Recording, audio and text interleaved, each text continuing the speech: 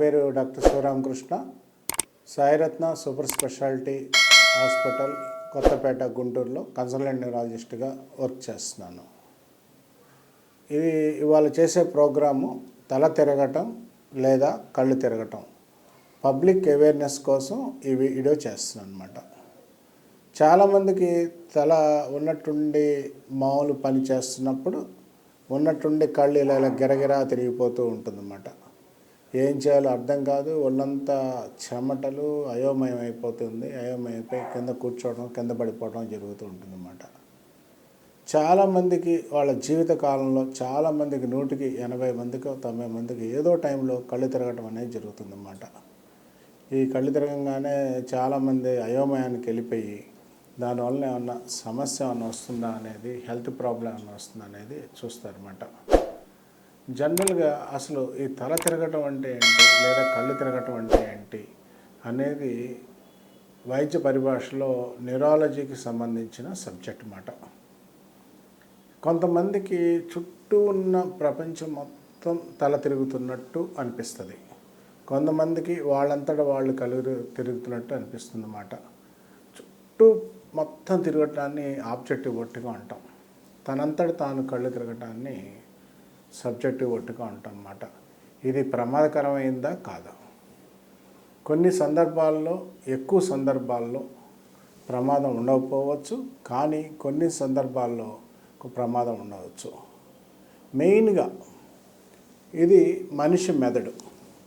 ఈ మెదడుకు సంబంధించి కారణాల వలన కళ్ళు తిరిగితే అది ప్రమాదకరమైన ఒట్టిగోగా రావచ్చు.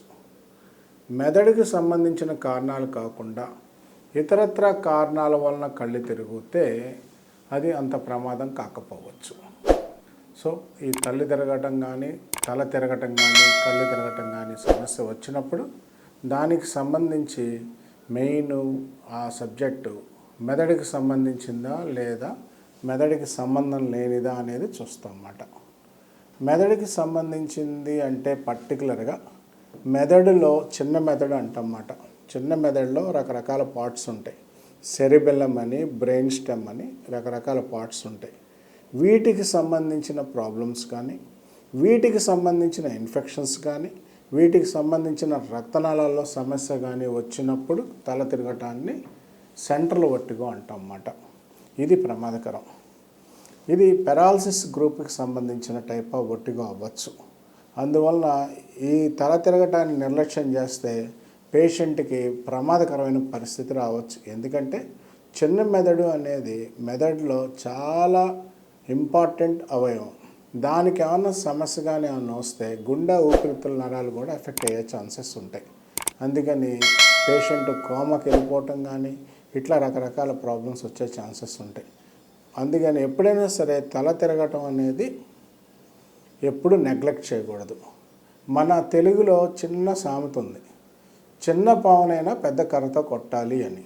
అలాగే ఈ కళ్ళు తిరగటం అనేది కూడా వస్తే నిర్లక్ష్యం చేయకూడదు. దానికి సంబంధించి కారణం అనేది అన్వేషించాలన్నమాట.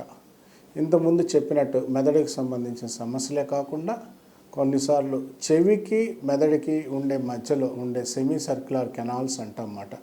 వాటిలో డిస్టర్బెన్సెస్, వెస్టిబులర్ సిస్టమ్ అంటాం, దానిలో డిస్టర్బెన్సెస్ వలన కూడా కళ్ళు తిరిగే ఛాన్సెస్ ఉంటాయన్నమాట. సో అలాంటి ఏమైనా కారణాలు ఉన్నాయి, ఇలా రకరకాల కారణాలు ఉంటాయన్నమాట. సో కళ్ళు తిరగటం రాగానే మీరు న్యూరాలజిస్ట్ దగ్గరికి వచ్చినట్లయితే, మా దగ్గరికి వచ్చినట్లయితే మేము మెదడుకి సంబంధించి కొన్ని రకాల పరీక్షలు చేస్తాం అన్నమాట. క్లినికల్గా ముందు పేషెంట్ని ఎగ్జామిన్ చేసి కళ్ళు తిరగటానికి సంబంధించిన క్లినికల్ టెస్టులన్నీ అయిపోయిన తర్వాత కొన్ని రకాల బ్లడ్ టెస్టులతో పాటు స్కానింగ్ తీయించాలి. స్కానింగ్లో ఇంపార్టెంట్ ఏంటంటే బ్రెయిన్ ఎంఆర్ఐ చేయించి ఎంఆర్ఐలో మెదడులో ఉన్న రక్తనాళాల పొజిషన్ అంతా చూసి దానికి సంబంధించి పేషెంట్కి ప్రమాదకరమైన పరిస్థితిలో ఉన్నారా లేదా అనేది చెప్పడం కుదురుతుందన్నమాట. దాని తర్వాత దానికి సంబంధించిన ట్రీట్మెంట్ పెడితే తగ్గుతుందన్నమాట.